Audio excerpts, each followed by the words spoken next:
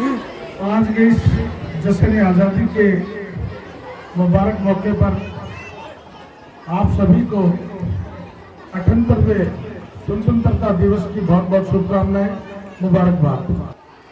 सुल्ताना की इस अल्फला एकेडमी के शानदार कार्यक्रम में मेरे साथ पधारे भाई शहजाद बलवान साहब और इस संस्था को चार चांद लगाने वाले मौलाना मोहम्मद साहब, हमारे समाज सेवी फखरुद्दीन जी और जितने भी बुजुर्ग और युवा साथी बैठे सब मेरे जानकार हैं। आपको तो मैं सभी के नाम ले दूं। आप सभी की मौजूदगी में इस शानदार कार्यक्रम में आपका स्वागत, अभिनंदन।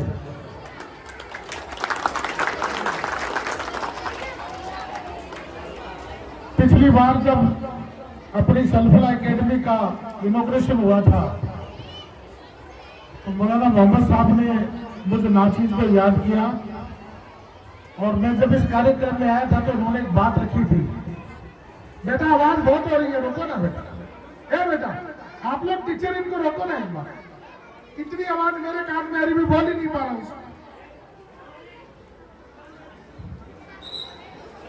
आपने बात रखी थी कि अपना एक बहुत अच्छा इदारा बन रहा है, उस इदारे के अंदर एक लाइब्रेरी की रिक्वायरमेंट है और अगर वो लाइब्रेरी बने तो बच्चों को अच्छी हम प्लान कर पाएंगे, बच्चों को अच्छी शिक्षा दे पाएंगे। उस दिन मैंने हाँ कर दी थी कि बिल्कुल आप इसको बनवाइएगा और जो भी इसका खर्चा आएगा वो मेरे वाली साहब के नाम से फाउंडेशन है, डॉक्टर सलाउद्दीन चौधरी फाउंडेशन, उसके माध्यम से इसको बना के देंगे इंशाल्लाह। और आप सब लोगों की दुआओं से वो लाइब्रेरी तैयार हो गई। मेरी भागदौड़ ज्यादा थी पिछले दिनों से, तो मौलाना साहब का कई बार कॉल आया कि अपने इस कार्यक्रम को करना चाहेंगे लेकिन समय नहीं मिला और आज का दिन ये मुकम्मल हुआ कि 15 अगस्त को जश्न आज़ादी का दिन है, उस दिन ही इसकी उद्घाटन का कार्यक्रम रखेंगे। मैं लंबी बात नहीं करते हुए इतना कहना चाहूंगा कि मौलाना साहब ने एक बार और आदेश किया है। मैं सब जगह प्रोग्राम में जाता हूं तो मैं एक बात जरूर कहता हूं और विशेष रूप से मैं बाड़मेर, जैसलमेर, जोधपुर इस प्रोग्राम में जाता हूं तो मैं इन लोगों की क्वालिटी अच्छी है। मेरी बात को कोई अदरवाइज भी मत लेना कि इस क्षेत्र के जितने मौलाना हैं वो दीन और दुनिया को दोनों साथ लेके चलते हैं, ये बहुत बड़ी बात है। मेरे उत्तर प्रदेश वाले मौलाना को नाराज मत होना, वो भी मेरे आइमा हजरात हैं, वो भी हमारे सम्मान्य हैं, हमारे देश शर्माते हो। लेकिन आप लोगों की जो क्वालिटी है वो क्वालिटी इस बात को लेके है कि दीन 1 नंबर पे और दुनिया 2 नंबर पे, इस बात में कोई फर्क नहीं है।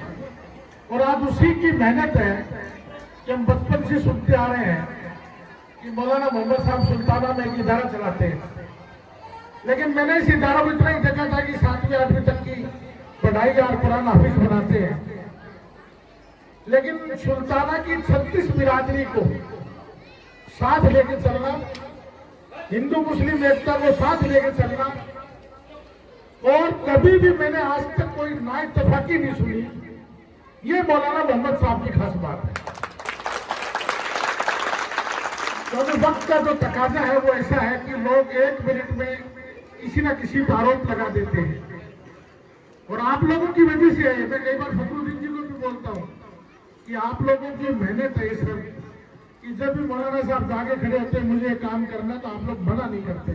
यहाँ की बहुत बड़ी लोहार बिरादरी है, यहाँ की बहुत बड़ी व्यापारी बिरादरी है। आप लोगों के सहयोग से ये जमीन है, आप लोगों के सहयोग से बिल्डिंग है, आप लोगों के सहयोग से बच्चे पढ़ते हैं, ये बहुत बड़ी बात है। लेकिन इस पूरे का कोई प्रिंसिपल बनना, इसका कोई डायरेक्टर बनना, इसका कोई अग्रणी बनना, ये बड़ी बात है। तो मैं मुबारकबाद देता हूँ तमाम अल्फला एकेडमी के सम्मानित स्टाफ को, तमाम आइमा हजरात को और हमारे इस प्रोग्राम के रचयिता और इस स्कूल के फाउंडर और इस इदारे को आगे ले जाने वाले मौलाना मोहम्मद साहब को मेरी ओर से बहुत बहुत मुबारकबाद। आज जैसे आज़ादी का दिन है, मैं अभी एक झुंझुनू की स्काईलाइन हॉस्पिटल के प्रोग्राम में था, तो मैंने वहां एक बात कही कि आज़ादी हमें ऐसे नहीं मिली है। 1857 में इसकी शुरुआत हुई, क्रांति की शुरुआत हुई, तो 90 साल बाद में आज़ादी मिली। 90 साल बाद, 90 साल में कितने हमारे आलिमों ने अपनी कुर्बानियां दी है, कितने हमारे आइमा हजरात ने कुर्बानियां दी है, कितने मौलाना ने अपनी कुर्बानियां दी है। लेकिन वक्त का तकाजा ऐसा आया कि न तो कोई आइमा हजरात की कुर्बानी मानता है, न हमारे को आलिमों की कुर्बानी मानता है।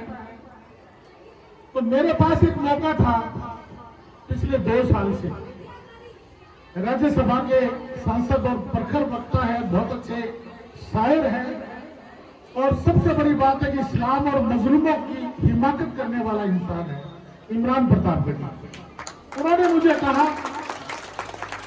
कि यार राजस्थान में कैन घनी बिरादरी होती है, ये बिरादरी क्या है? मैंने कहा मुसलमान है।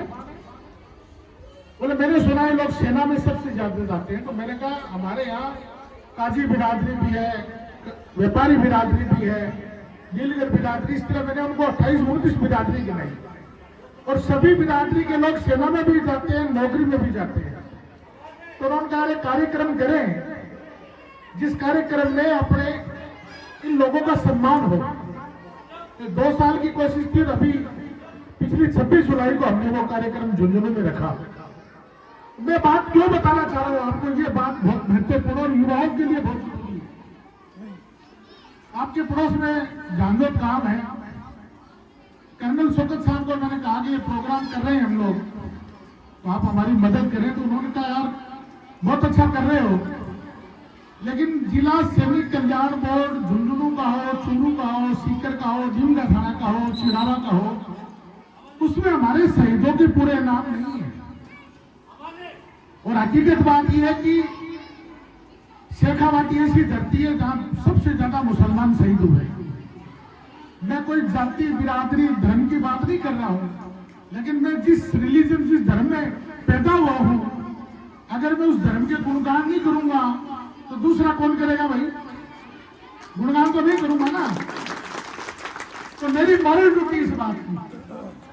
तो उन्होंने कहा अरे कैसे सबकी शहीदों की लिस्ट इकट्ठी करो और आम जन पढ़े इस बात को। आप यकीन मानना, मेरे साथ इकबाल जी आर्मी में है, पितू सर के हैं, सरवर साहब, टीपू सुल्तान जी, सुल्तान खान जी जाबा सर, शौकत साहब, सलीम खान जी हुकुमपुरा, ऐसे बुजुर्गों ने, ऐसे युवा साथियों ने हमारी मदद की कि जब हमने चूरू झुंझुनू सीकर की लिस्ट बनाई तो अकेले शेखावाटी के 933 शहीद है, 933 है, जिसमें प्रथम विश्व युद्ध, द्वितीय विश्व युद्ध, 1962, 1965, 1971, 1999, ऑपरेशन ब्लू स्टार, ऐसे सर्जिकल स्ट्राइक करते करते 933 शहीद हुए। और आप यकीन मानना कि 933 में से 281 मुस्लिम शहीद हैं। उस किताब को बनाया और इमरान प्रतापगढ़ी जी के हाथ में उससे विमोचन करवाया। तो उन्होंने मुझे कहा कि ये बात किसी को पता क्यों नहीं है? तो मैंने कहा पता तो जब होता है जब हम लोग इकट्ठे हों, जब इस तरबियत पे हम काम करें। वो प्रोग्राम इस बात के लिए था कि सुल्ताना के बारे में मैंने अभी जिक्र किया कि 36 बिरादरी को साथ लेकर चलते हैं, गंगा जमनी तहजीब को मेंटेन करते हैं, भाईचारा का मैसेज देते हैं। इसी तरह हमारा 26 जुलाई का जो कार्यक्रम था वो झुंझुनू जिले की तहजीब गंगा जमनी की तहजीब है, और गंगा जमनी की तहजीब को जिंदा हमारे बुजुर्गों ने रखा है। उस तहजीब को हम लोग भी जिंदा रखें और हमारी आने वाली नस्लें भी जिंदा रखें, इस बात का वो कार्यक्रम था।